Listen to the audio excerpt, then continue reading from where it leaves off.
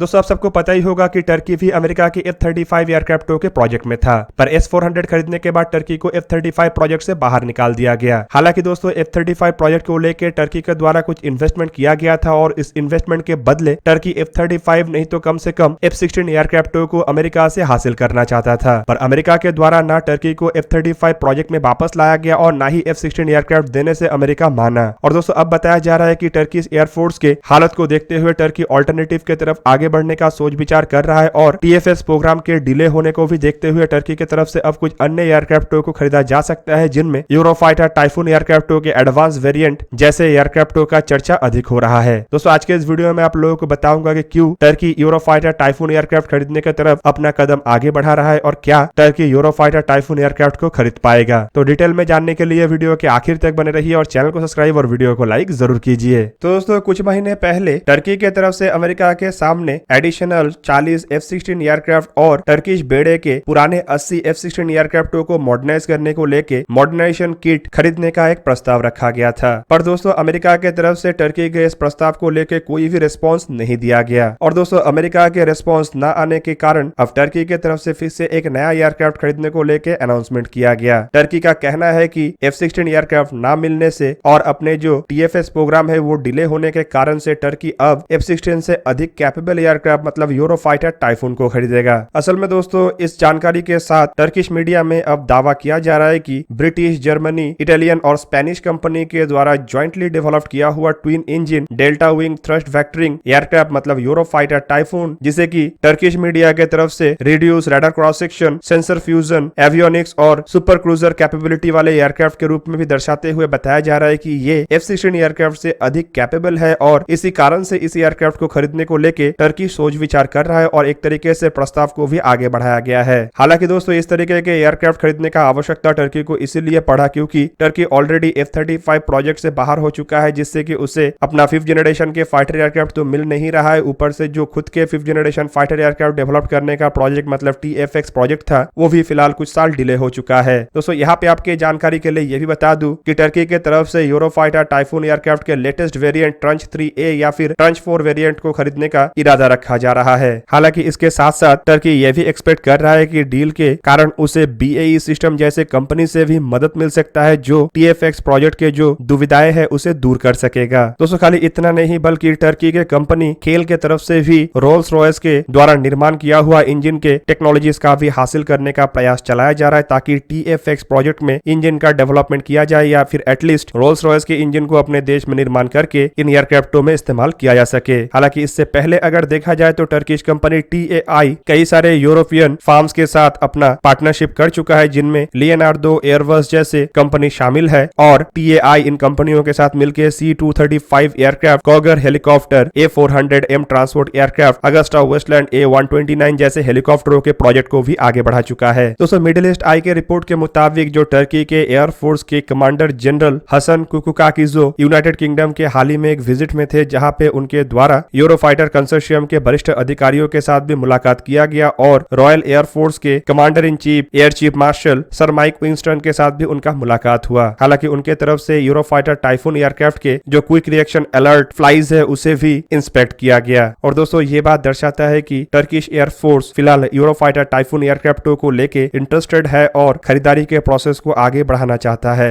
दोस्तों middle east आई के report में एक टर्किश एयरफोर्स के वरिष्ठ अधिकारी के बयान को भी छापा गया, जहां पे उनके तरफ से बताया गया कि यूरोफाइटर टाइफून एक बहुत ही अच्छा एयरक्राफ्ट है और इसका क्वालिटी भी काफी एक्सीलेंट है और ये टर्की को अपना खुद के लोकली प्रोड्यूस TFX एयरक्राफ्ट मिलने से पहले जो स्टॉप गैप है उसे पूरा करने के लिए भी मदद कर सकता है। और उनका ये भी कहना है कि अगर उन्हें F-16 नहीं मिलता है तो इस ऑप्शन को भी तलाशा जाएगा। दोस्तों F-16 एयरक्राफ्ट को अगर देखा जाए तो टर्की के एयरफोर्स में F-16 एयरक्राफ्टों की एक बहुत लंबा इतिहास है और करीबन 35 साल से टर्की F-16 एयरक्राफ्टों का इस्तेमाल कर रहा है। टर्की के बेड़े में अभी भी 270 के आसपास F-16 एयरक्राफ्ट ऑपरेशनल है और आपके जानकारी के लिए बता दूं कि टर्की उन 5 देशों में शामिल है जो F-16 एयरक्राफ्टों को लोकली मैन्युफैक्चर कर सकता है। इवन टर्की के पास जो मैन्युफैक्चरिंग फैसिलिटीज है वहां पे F-16 एयरक्राफ्टों के मेंटेनेंस और अपग्रेडेशन के काम को भी अमेरिका के मदद के साथ आगे बढ़ाया जा सकता है। हालांकि अगर टाइफून एयरक्राफ्ट को देखा जाए तो ये यूरोप के अलग अलग देशों के कंपनियों की तरफ से ज्वाइंटली बनाया हुआ एक नेटो स्टैंडर्ड के एयरक्राफ्ट है, जिसे 4++ जनरेशन के एयरक्राफ्ट भी कहा जा सकता है। और दोस्तों ये सभी मामलों में F-16 जैसे एयरक्राफ्टों के रिप्लेसमेंट हो सकता है। हालांकि दोस्तों यूरोप के अंदर जो अलग अलग दो 6th जनरेशन के प्रोजेक्ट को आगे बढ़ाया जा रहा है, मतलब FCAS future combat air system और BAE सिस्टम टेम्पेस्ट, इन्हें भी एकत्रित किया जा सकता है और इसमें यूरोफाइटर टाइफून बनाने का जो कंसोर्शियम है उसका भी डेवलपमेंट में भूमिका हो सकता है। ऐसे में दोस्तों टाइफून एयरक्राफ्टों की खरीदारी टर्की के लिए काफी फायदेमंद हो सकता है, क्योंकि अगर टाइफून कंसोर्शियम 6th जनरेशन के प्रोजेक्ट में जुड़ता है तो TFX प्रोजेक्ट में टर्की को काफी अधिक मदद मिल सकता है। हालांकि दोस्तों इसके अलावा टाइफून एयरक्राफ्टों के एक बेनिफिट ये भी है कि केवल मात्र ये F-16 एयरक्राफ्टों के जगह नहीं लेगा और टर्किश एयरफोर्स में एक स्टॉप गैप के रूप में काम नहीं करेगा, बल्कि एयरक्राफ्टों में जिस तरीके का सॉफ्टवेयर, हार्डवेयर और एवियोनिक्स का इस्तेमाल किया गया है, इसके कारण ये एयरक्राफ्ट 2060 तक ऑपरेट हो सकेगा और मैक्सिमम चैलेंजेस को न्यूट्रलाइज करने में सक्षम होगा। जो एक तरीके से देखे तो खाली स्टॉप गैप को ही पूरा करना नहीं होता है, बल्कि टर्किश एयरफोर्स के जो मॉडर्नाइजेशन का सपना है उसे भी काफी हद तक पूरा कर सकेगा। इवन इन एयरक्राफ्टों को शामिल करने के बाद लंबे समय तक टर्किश एयरफोर्स के कुछ एयरक्राफ्टों को रिप्लेस करने का भी आवश्यकता नहीं पड़ेगा। हालांकि दोस्तों सवाल तो अभी भी बना हुआ है कि अगर टर्की की तरफ से चाहा जाता है कि वो यूरोफाइटर टाइफून एयरक्राफ्टों को खरीदेगा और यूरोफाइटर कंसोर्शियम भी अगर एयरक्राफ्टों को बेचने के लिए तैयार होता है, तब भी क्या जो अन्य पार्टनर है वो टर्की को एयरक्राफ्ट देने के लिए तैयार होगा। दोस्तों यहाँ पे आपके जानकारी के लिए बता दूं कि F-35 प्रोजेक्ट को लेकर भी टर्की को इसी तरीके के मुश्किल का सामना करना पड़ा था, जब टर्की के द्वारा S-400 जैसे मिसाइलों को साल 2019 में खरीदा गया। अमेरिका ने साल 2020 में टर्की को टोटली F-35 प्रोजेक्ट से बाहर निकाल दिया। इवन टर्की के लिए निर्माण किया गया F-35 एयरक्राफ्ट भी टर्की को नहीं दिया गया और जो टर्किश पायलटों को F-35 एयरक्राफ्टों में ट्रेनिंग दिया जा रहा था उन्हें भी अमेरिका से निकाल दिया गया। हालांकि F-35 एयरक्राफ्टों में इन्वेस्ट किया गया पैसे के बदले F-16 एयरक्राफ्टों को हासिल करने का प्रपोजल सितंबर 2021 में टर्की के तरफ से अमेरिका के सामने रखा गया और अमेरिका अभी भी इस प्रपोजल को लेकर कोई रिस्पॉन्स नहीं दिया है। मतलब अगर रिस्पॉन्स दिया जाता है तो शायद टर्की यूरोफाइटर टाइफून की तरफ आगे ना बढ़े, क्योंकि ये कीमत में भी महंगा है और साथ ही साथ इसके लिए टर्की को अपने जेब से भी पैसा देना पड़ेगा। जबकि F-16 एयरक्राफ्टों के लिए टर्की को जेब से शायद इतना पैसा देना नहीं पड़े, क्योंकि F-35 प्रोजेक्ट में ऑलरेडी टर्की $1 बिलियन